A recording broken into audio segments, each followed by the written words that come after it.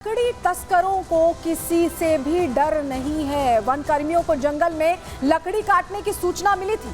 लकड़ी माफियाओं के जंगल में सक्रिय होने की खबर भी आई थी। लकड़ी काटने की सूचना पर रेंजर गौतम टीम के साथ जंगल की ओर रवाना हुए। टीम के साथ वहां पहुंचे वन कर्मियों ने लकड़ी माफियाओं को दबोचने के लिए यहां अभियान चलाया, उन्हें घेर लिया। इस दौरान लकड़ी तस्करों और वन कर्मियों में मुठभेड़ हो गई। लकड़ी तस्करों ने खुद को घिरता देखा और वन कर्मियों पर यानी फॉरेस्ट रेंजर्स पर उन्होंने फायरिंग शुरू कर दी। वन कर्मियों ने भी लकड़ी तस्करों पर काउंटर फायरिंग की है, यानी मुठभेड़ शुरू हो गई। लकड़ी तस्करों से मुठभेड़ में 4 वनकर्मी जख्मी हो गए हैं। वन कर्मियों के ऑपरेशन के बाद लकड़ी तस्कर वहां से भाग खड़े हुए, अपनी जान बचाकर वहां से जाने की कोशिश करते दिखाई दे। और चलिए 2 तस्वीरें अब आपको जल्दी से दिखा देते हैं। दरअसल ये ऑपरेशन घने जंगलों में, उधम सिंह नगर के घने जंगलों में एग्जीक्यूट किया जा रहा था और इस दौरान वहां पर जैसे ही जानकारी मिलने पर फॉरेस्ट रेंजर्स पहुंचते हैं तो हमले तेज हो जाते हैं तस्करों की तरफ से। तस्वीर आपको दिखा रहे हैं उत्तराखंड के जो फॉरेस्ट रेंजर पहुंचे थे। 4 फॉरेस्ट रेंजर्स की इसमें घायल होने की जानकारी, जिन्हें अस्पताल ले जाया गया। और कैसे मुठभेड़ हुई है, वो गोलियों की तड़तड़ाहट भी आप दूसरी तस्वीर में देख रहे हैं। ऐसा लग रहा है कि लकड़ी माफिया यहां बेखौफ हो गए और उन पर नकेल कसने के लिए फॉरेस्ट रेंजर्स जानकारी मिलते ही पहुंचे थे, लेकिन अपनी जान बचाकर भाग निकले हैं ये लकड़ी माफिया और उनकी तलाश अभी लगातार की जा रही है। 2 तस्वीरों के जरिए हम आपको दिखा रहे हैं कि किस तरह से यहाँ पर जो घायल पुलिसकर्मी, उन्हें भी अस्पताल में भर्ती कराया गया, उन्हें इलाज के लिए यहाँ पर भेजा गया है। और ये जो पूरा ऑपरेशन था उसे कैसे एग्जीक्यूट किया गया, मणिकांत मिश्रा जो उधम सिंह नगर के एसएसपी हैं, उनसे हमने बात की। उन्होंने क्या जानकारी दी है वो पहले सुनवा देते हैं आपको। 4 लोग घायल हुए हैं, जिनको बहुत हल्की चोटें आई हैं और गन शॉट इंजरी है, जिसमें कि अभी डॉक्टर से पूछने पर पता चला है कि छर्रे लगे हैं इनको। और वहाँ पुलिस पहुँच गई है, वनकर्मी पहुँचे हुए हैं, जिससे उस क्षेत्र की घेराबंदी की जा रही है। सर कहाँ से आए थे ये लोग और कितने हथियार इनके पास थे? सर अभी इसके बारे में डिटेल पता की जा रही है, कितने लोग थे और अभी कहाँ से आए थे, स्पष्ट अभी बताया जाना मुश्किल है, लेकिन उनमें से किसी की पहचान वनकर्मी के द्वारा की गई है।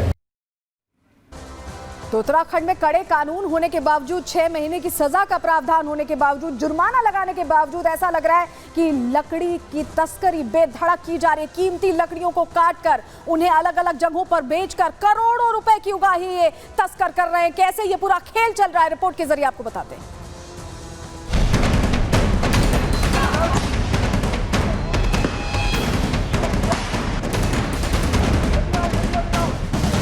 उत्तराखंड के कई फॉरेस्ट रेंजर अपनी जान हथेली पर रख जंगल की कीमती धरोहर को बचाने की पुरजोर कोशिश कर रहे हैं। और उत्तराखंड के जिला उधम सिंह नगर के रुद्रपुर में पीपल पड़ाव जंगल रेंज से सामने आया ये वीडियो इस बात की तस्दीक भी कर रहा है।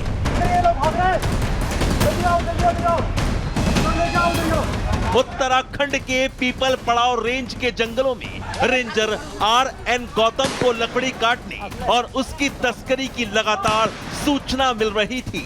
और फिर जब जंगलों में लकड़ी माफिया को रंगे हाथ दबोचने के लिए वन विभाग की टीम ने ऑपरेशन लकड़ी तस्कर चलाया तो फिर बेखौफ और बेलगाम लकड़ी तस्करों ने वन कर्मियों की टीम पर गोलियां बरसा दी। उत्तराखंड के वन कर्मियों से ही बेखौफ लकड़ी माफिया लोहा लेने लगे। आमने सामने की फायरिंग हो गई।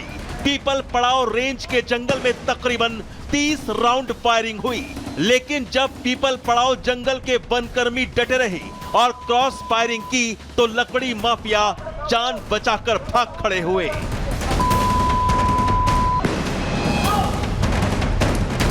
इस ऑपरेशन में 4 वनकर्मी घायल तो हो गए, लेकिन लकड़ी माफिया को भी अपनी जान बचाकर भागना पड़ा।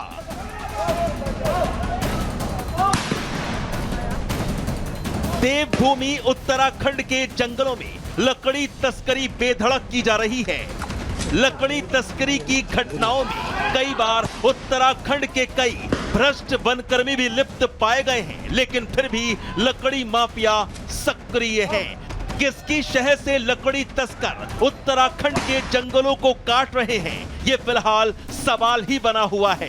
जंगल के अंदर कैसे पेड़ काटने के बड़े बड़े औजार पहुंच जा रहे हैं। कौन है जंगल के दुश्मनों का दोस्त? Bureau report, Republic Bharat.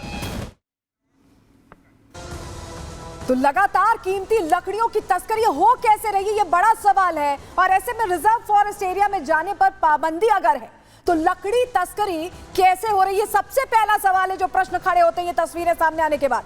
लकड़ी काटने वाले औजार के साथ, क्योंकि बहुत बड़े बड़े पेड़ हैं, ऐसे में उस औजार के साथ तस्कर एंट्री कैसे कर ले रहे हैं प्रतिबंधित एरिया में। जंगल के प्रतिबंधित क्षेत्र में ट्रैक्टर ट्रॉलियों को प्रवेश कौन दे रहा है, किसकी इजाजत से ये प्रवेश हो रहा है? क्योंकि प्रतिबंधित एरिया है तो ऐसे में उनकी एंट्री कैसे हो जा रही है इतने बड़े बड़े वाहनों के साथ?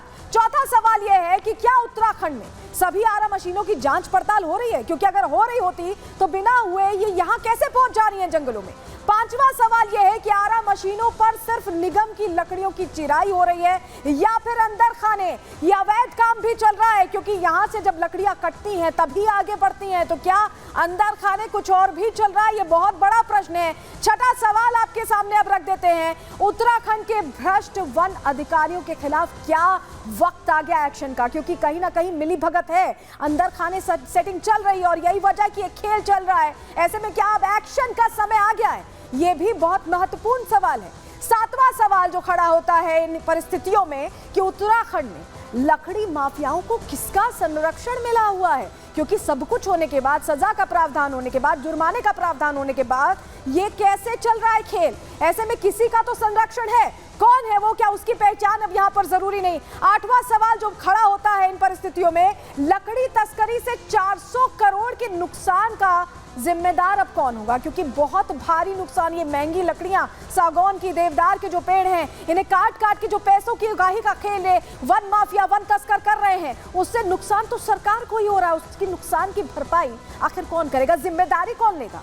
नवा सवाल जो खड़ा होता है वो अब आपके सामने रख रहे हैं, उत्तराखंड से लकड़ी तस्करी कर आखिर पहुंचाई कहां जा रही? क्योंकि उत्तराखंड में से नहीं खपाया जा रहा है, इसे अलग अलग इलाकों में देश के पहुंचाया जा रहा है। कहा जा रहा है कि सहारनपुर से आगे तक पहुंच जा रही, उधम सिंह नगर जो सहारनपुर से लगा हुआ है, तो आखिर कहां कहां तक इसकी सप्लाई हो रही है, कैसे हो रही है, चोरी छिपे हो रही है, उसको लेकर भी बहुत प्रश्न खड़े होते हैं। 10वां और आखिरी सवाल जो हम खड़े कर रहे हैं इस घटना के सामने आने के बाद कि आखिर उत्तराखंड में कब रुकेगी जंगल से लकड़ी की तस्करी? क्योंकि पर्यावरण को भी इससे बहुत नुकसान पहुंच रहा है, सिर्फ पैसे की भी बात नहीं है, पर्यावरण को भी नुकसान पहुंच रहा है। तो ऐसे में ये सवाल हैं जिसको लेकर उत्तराखंड सरकार को भी सोचने की जरूरत है।